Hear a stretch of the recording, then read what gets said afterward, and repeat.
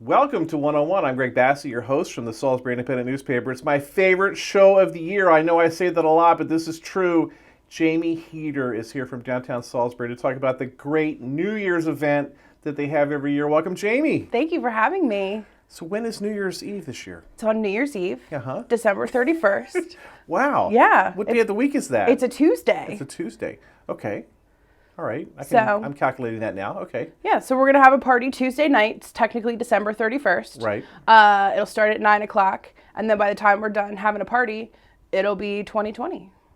It'll be New Year's Day 2020. on Wednesday. Wow, it's going to be a whole new decade. Yeah, I feel like I should have gotten some sort of like eyeglass sponsor or something like that. Sponsor 2020. See? You know? You still have time. I messed up. You still have time. You know, Gillis Gilkerson's my sponsor. It's really their fault that we ever started doing this sort of thing, so just make sure that they keep paying for it. No, this is one of those things, like, we thought we would just try it, and it would, like, last about a year and a half. Yeah. And no one would show up, and that would be the end of it. Yeah. And now it's, what, like... Present party included. It's like, what, it's like 30 years later, and you get, like, 100,000 people every year. It seems like 30, yeah. How many years is it? It's been 7. Wow. Yeah. And we've had, some ups and downs. We've had some polar Arctic vortexes and stuff happen. That was the year you lost me, when the beer taps froze, and I couldn't get a beer. I still can't believe that we froze the beer taps. But, like, what doesn't kill you makes you stronger, It was 5 degrees that year. Yeah. Yeah. I was not okay. Like, I didn't realize how not okay I was at the time being outside in that, but no, that wasn't okay. It was bad. Yeah. It was cold. I was wearing, like... And there were still 3,000 people there. Yeah, there was a couple people there. Yeah. I mean, it's New Year's Eve. What are you going to do? It's just for a moment.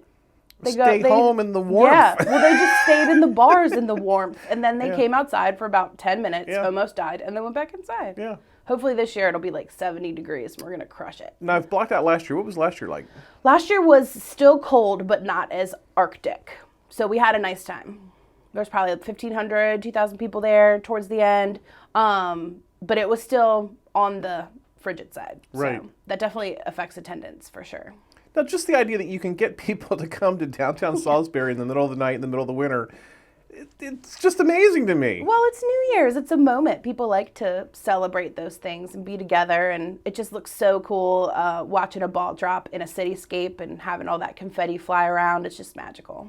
And the ball's beautiful. It is. It's big and shiny. Yeah. Really love that thing. So glad my buddy Mike Perry and a bunch of the Third Friday crew helped me build that a few years ago. I didn't know we're getting that. some use out of it for sure. That's cool. It comes up in conversation every once in a while, like, when are you going to redo that thing? You know, what is it going to be in the future? Is it going to be a chicken? Are we going to compete with Princess Anne's muskrat? You get the muskrat. It comes up. It does. I'm not going to lie. There's a draw there. I like our shiny New Year's Eve ball, but I'm open to... They put the muskrat on the zip line down there. I mean, that's a lot of stress. Animals. Yeah. I'm into animals, personally, so... Could you do something with a goat, maybe? Like a goat thing? That would be hilarious. Yeah, but only we would be the ones who think it's funny. Right, that's right. You have a goat thing. Yeah, I do. I did anyway, until goat yoga. Now it's too mainstream. Then I moved into llamas. Now llamas are mainstream. Okay. So I feel like I'm just a trendsetter, and I'll never actually be happy. That kind of makes sense to me. You can relate, right? So historically, you guys have been right there at the Centertown Division and Main Street, but when I was there this morning, it's a big hole now. Yeah, they're making some progress on the construction, and as much as we love that intersection at Main and Division, the construction gods, didn't align. The stars have not aligned. So we're not going to be in the classic space this year, but we're going to be just down the street. But wait, that would be Amanda Pollock. She would be the construction god. Yes. Well, she's definitely one of them for sure. There's a pantheon, I feel like, involved right now. Like a whole order. Mm-hmm. Okay, go ahead. Yeah.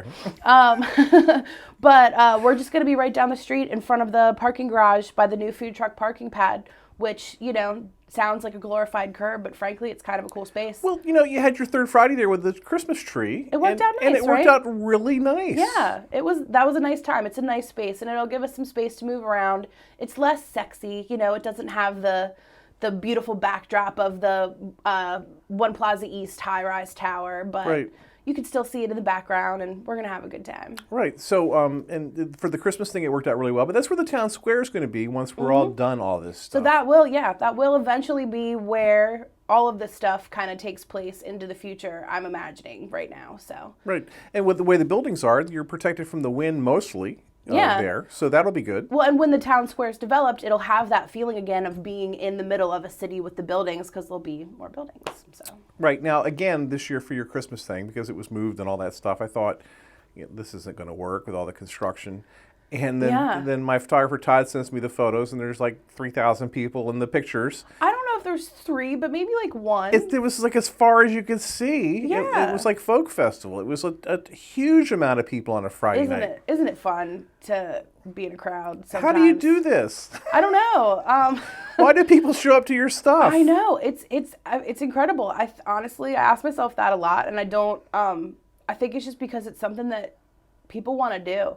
It's something that humans need. We need to get together and be together in public spaces to mark occasions or to feast or to celebrate, holidays or religious events or even personal events. Community. It's just not.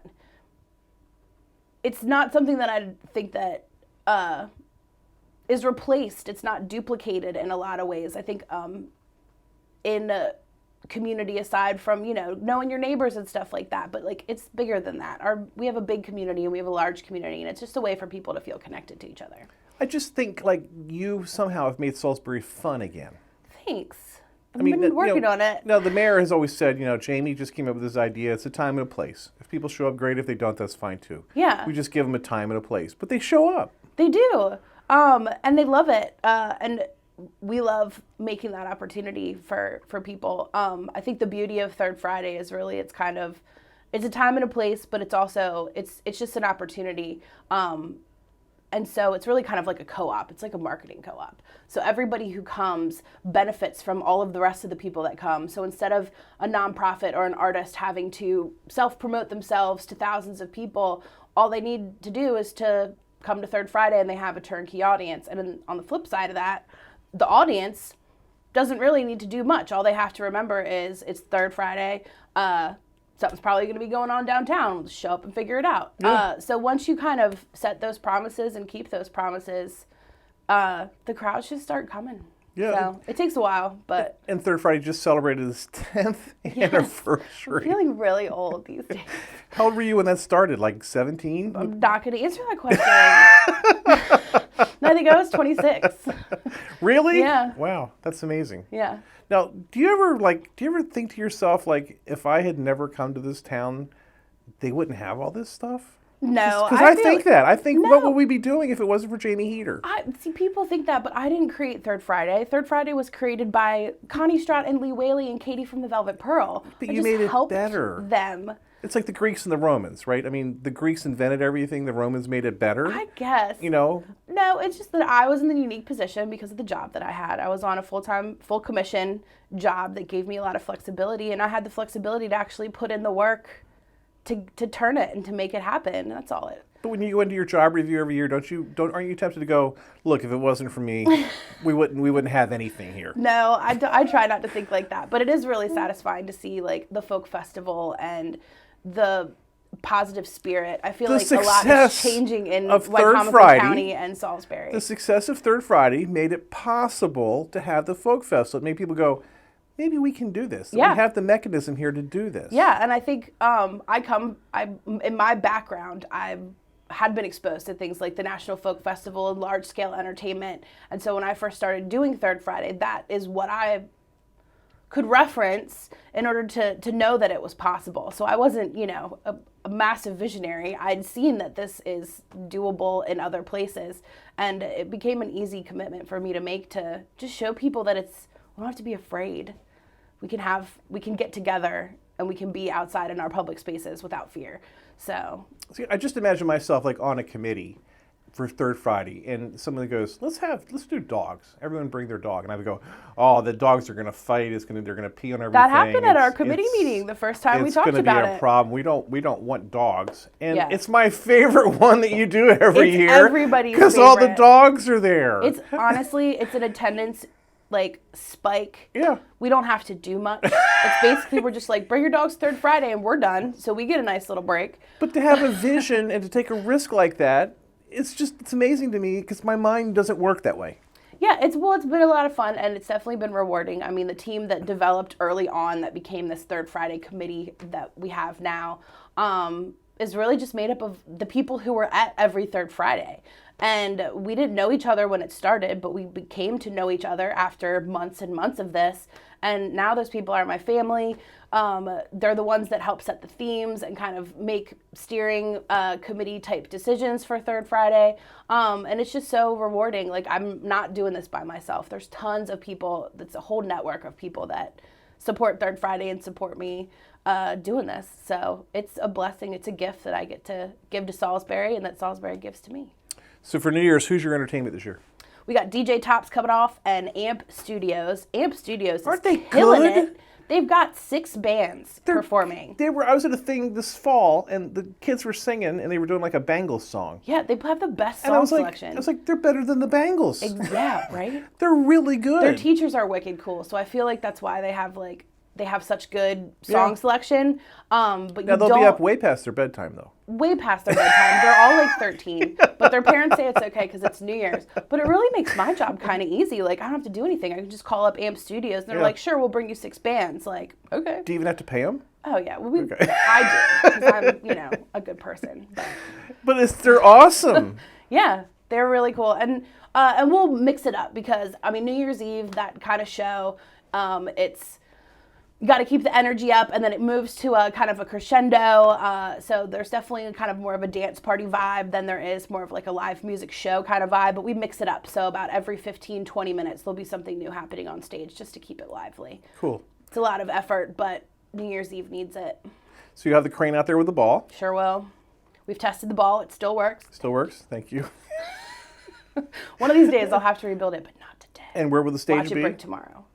The stage will be in front of the parking garage, facing the Lot 1 area. We're going to close the very top section of Lot 1, not the entire thing. Right. So we won't disrupt too much parking. So people can park down the hill. Mm-hmm. People can park down the hill. We won't disrupt. And there's always plenty of room in that parking garage. People don't know about it. Yeah. But that way we won't disrupt the permit parkers and stuff. They're at the bottom of the hill. Right.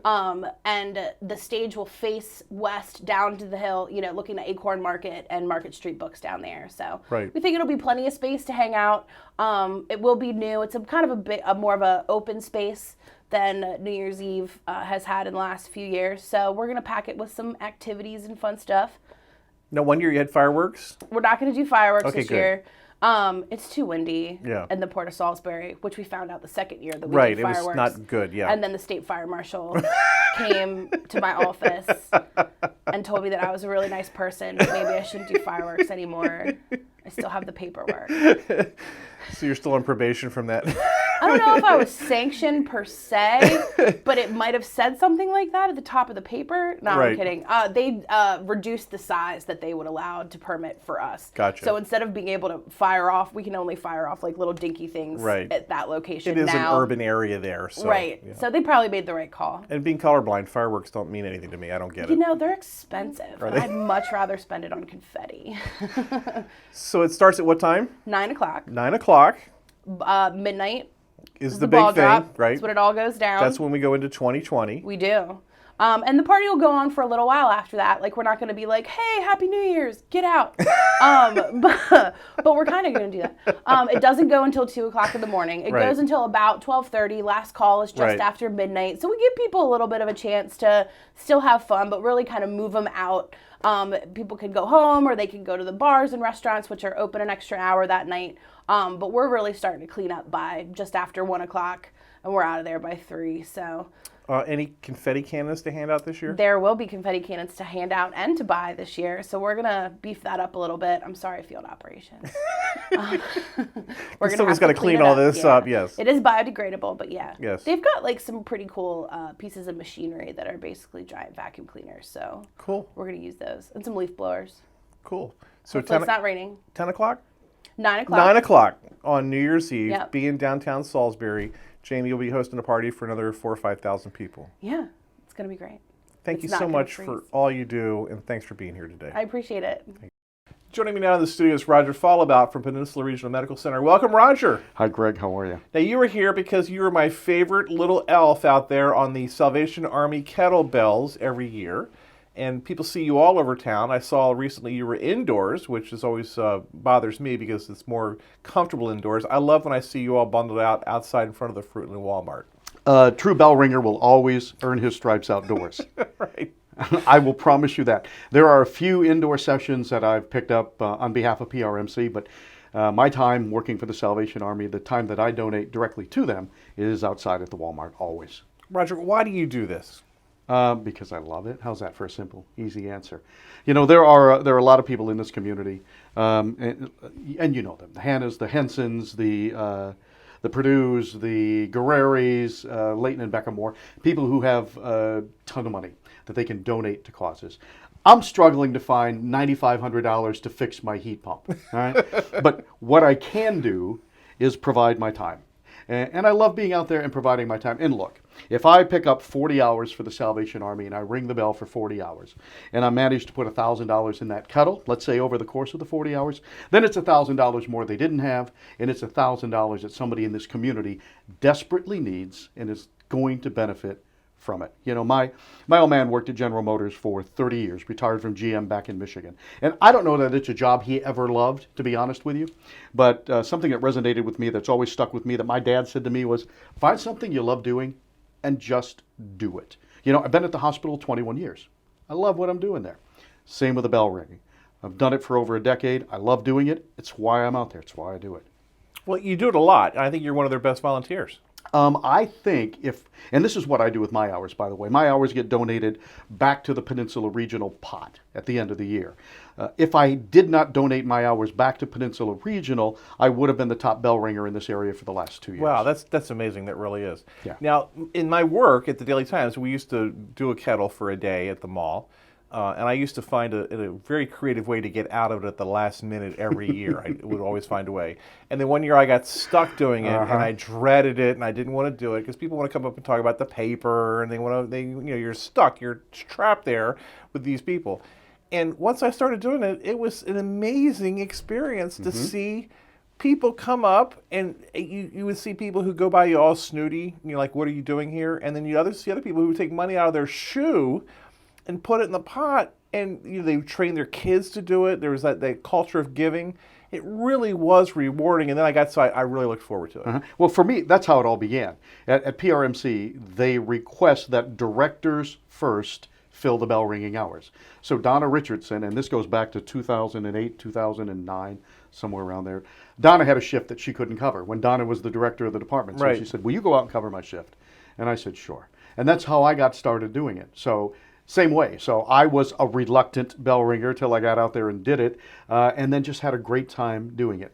And you're absolutely right.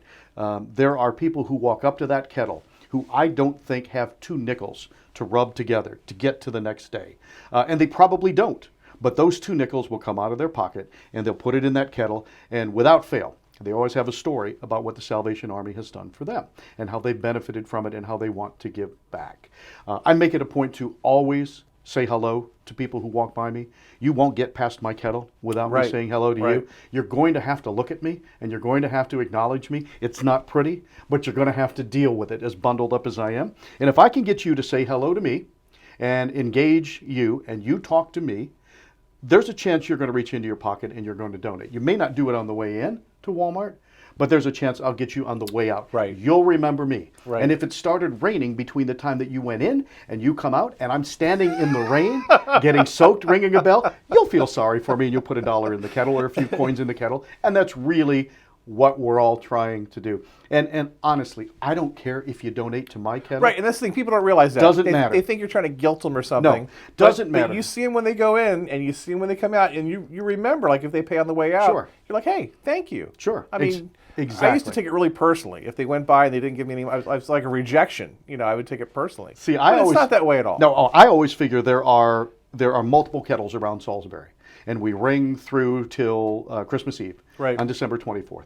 So odds are good that you're going to find a kettle somewhere, and somebody's going to get your 50 cents or your dollar, and it doesn't necessarily have to be me. I could care less if you put it in my kettle, but at some point between now and Christmas Eve, I want you to donate. Right. And again, with the thought that you are doing the most good for somebody else. You're making somebody else's life better. That's why we're there.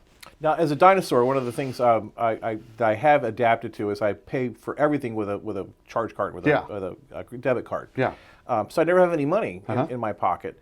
But I make a point of putting $5, $6 in my pocket at Christmas time just so I can hit the kettle when I go by. Right. I'll tell you what I do. I ring probably 20 in 2-hour shifts. I probably ring 20 or more times a year. So I'll grab 25 singles at the beginning of the year, and I always have them with me. Right. So I either start with my first dollar into the kettle when I ring, or it'll be the last dollar for the person leaving before me in their kettle as we swap the kettles out.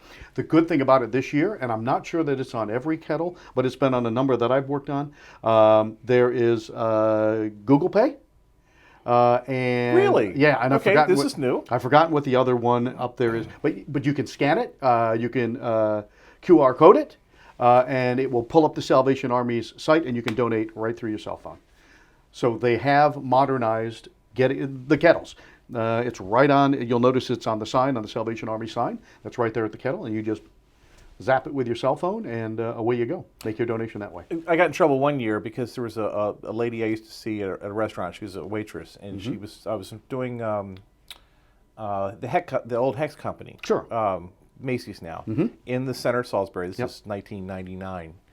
And I remember that year. On the way out, she we had hair then. On the way out, she we did, in a different color. She put money in, and I didn't really look at it. Like, nice to see you. And I looked down, and I just saw like the corner of it. It was $100 bill. Yeah. So then I ran out in the mall to give her a hug, and like I showed all this commotion, and people were like, "Why is this man with, I guess I had the Santa hat on, running in the mall?" It created a real scene, and then embarrassed her. Right. I should have just like let it go. But this is someone who's like waiting tables, and they leave $100 in the kettle. It's just so amazing. Wonderful, isn't it? And I mean, everybody has a story for why. I mentioned before there are folks who come and donate what they can, saying the Salvation Army helped me when I was young, or the Salvation Army helped me recently, or they just genuinely want to do something for their community, and they make the donation. There's a story behind every donation. I don't hear them all. I hear some of them, which is really great, and I'll sit there and I'll talk to you all night long if you want to chat while you come up and make your donation. Right. For me, and if you're a bell ringer, that's nice to have someone come. It's nice to have someone stand there and talk to you. It really helps. It's good to have Helps company. the 2 hours go along. It goes really fast. It does, and but my favorite are the young kids who come up with a fistful of change. They've dug into mom's purse and they have a fistful of change, and they'll do it one coin at a time, and it will take them a minute to get through all these pennies that they're putting into the kettle, and it's just the cutest thing in the world, and they love it, and they'll look at me when they're done, and I'll hand them the bell, and they'll just ring that bell like crazy, and they'll walk off smiling and waving, and it's very, very heartwarming to see from the youngest of kids up to the oldest of adults who will donate for whatever reason. One of the famous Daily Times story, we had a sports reporter, this is in the mid-'80s, and he grew up in a little coal town in Pennsylvania. He did not have a Salvation Army wherever he grew up. He did not know what the Salvation Army was. He comes here, his first job, and he sees the bell ringers, and somehow it annoyed him. He didn't know what they were. So he wrote a column, and one of those rules, like, make sure you read the column. Someone in charge needs to read the column before it goes in. He's like, who are these people with these things with the bells? They should really go away. They're really distracting at Christmas time. And wrote this column. The phones melted. We had people come to the newspaper and throw their subscription, their papers into the yard. They were so mad. How dare this man assail the Salvation Army? And I learned then the power of the Salvation Army and the bell ringers and how people embrace them and love them and will not stand any criticism. How can you criticize a bell ringer at Christmas? You can't. It really has become ingrained into society, right? I mean, It around really Thanksgiving, has. you start looking for the kettles outside of Walmart or outside of Macy's, outside of Boscov's or the Hobby Lobby. You just know that it's going to be there. It's a part of the holiday season. It's really a part of Christmas, you know. And the wonderful thing in all of this political correctness that we live in now, with the Salvation Army, it's always thank you and Merry Christmas. Yeah. It's always Merry Christmas. The Hobby Lobby was a good one because it's protected from the wind there. So Hobby Lobby's a nice location that's if a you're nice working location. outdoors. Right. The first one I did outdoors was the Sam's Club. And back then, Walmart was not embracing the Salvation Army. Now they are. You're right there by the door. We are. But they used to stick us out there on the edge between the Walmart and the Sam's Club over there, out there exposed in the wind. And that was a tough one. You didn't have a lot of traffic. People would stop in their cars. It was a tough one. But there's some good spots. Right. The worst, though, and you're right, there are great spots. Yeah. The worst, though, is when it's snowing or it's raining and it's blowing straight at you. If it's blowing across you, I can, at least at Walmart, I can tuck back by the door a little bit and get some protection from the building itself. But if it's coming right at you, you're just taking it in the face for 2 hours. Secrets of the bell ringers. And, yes. and that's why I'm always layered up. There's always extra stuff to put on. Yeah. You never know what to expect when you're going to ring the bell. You're going to get all kinds of weather. But as I said, it's the best bell ringing is the bell ringing that's done outdoors. It is the most fun. You see the most people. You know, I rang at Macy's earlier this week. There were a few people who came by in the middle of the day. But if you're 6 to 8, if you're working outdoors at Walmart 6 to 8, you're seeing hundreds of people come by you. Right. And you're engaging hundreds of people, and you're saying hello, and you see people that you know, or people that recognize you. I usher at the ballpark, right, in the summer? Right. So a crazy thing happened to me last night. The woman's got her head down. She's putting $1 in the kettle, and I thank her, and she says, "That voice." And I thought, okay, well, she recognizes me from the hospital, or she's called and she's heard my voice on the hospital answering machine, the system. Yeah, Roger's the guy, when they kick you out at 7 o'clock, he makes the announcement. Everyone has to leave. So they play that tape every day. My voice is everywhere at PRMC, so I'm thinking, this is how she knows me. She looks up at me and she says, "The ballpark. You're the guy at the ballpark. I see you at the ballpark every summer." That's and I great. said, "Well, thank you. That's great." And she put her $1 in. She looked back at me and she said, "I'll see you in April." I said, I'll see you in April. So yeah. Again, you never know who you're going to run into, and I'm never surprised by who makes a donation or who doesn't make a donation over the course of the year. Salvation Army youth programs are amazing. The field, the 2 complexes they run, I don't know how they do it. They set a big goal this year, $400,000. Yeah, I think it's a little over $400,000 that they hope to raise. It was over $300,000 last year. This community is extremely generous. That is a lofty goal. It's going to be difficult to reach. It's a great challenge. We started a little earlier this year, which helps. Usually the kettles are out right after Thanksgiving, but we were out early in November this year, getting a head start on things. And again, $400,000, tough to do, but this community steps up every time it's needed and gets the job done. So I have a lot of faith that we'll get over that $400,000 mark this year. And like you said, there's a lot of great foundations and wealthy families that certainly give back to the community, but the backbone is the real people. Captain Trantham has said to me what really surprised him when he came here to take over the Salvation Army in Salisbury was the fact that there are so many volunteer bell ringers, and that the majority of the bell ringers here in the Salisbury area are volunteers. They step up and they do it. There are paid bell ringers across the country. When I was in Annapolis, they were all paid. Correct. Yeah.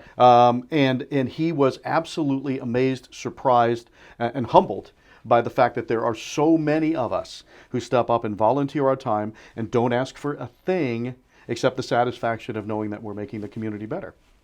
He's Roger Fallabout. He's making our community better, ringing the Salvation Army bell. If you see him out there at the Walmart in Fruitland or wherever, please say hi to him. And if you want to give him some money, that's great too. Yeah, that's wonderful. And if you don't put it in my kettle, put it in somebody's kettle before the end of the month. Thank you. Because this is a real thing. They do real good at the Salvation Army. It's really wonderful. And thanks for having me on to talk about it. And again, really, thanks to everybody who has donated. It's wonderful. And And look, 410-749-RING if you want to get out and ring the bell for the Salvation Army before the end of the year. I'm Greg Bassett from the Salisbury Independent newspaper. Another edition of 101 right here on PAC 14.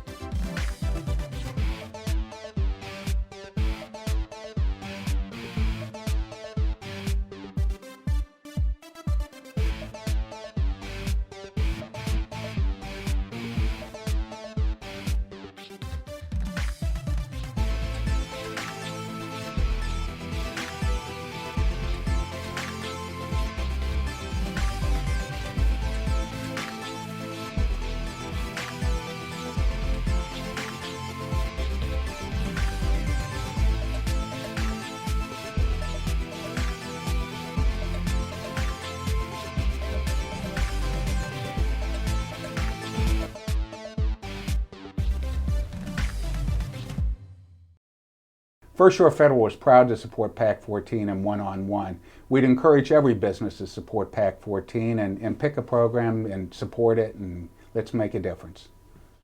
From all of us here at PAC 14 and the Salisbury Independent newspaper, we wish you Happy New Year!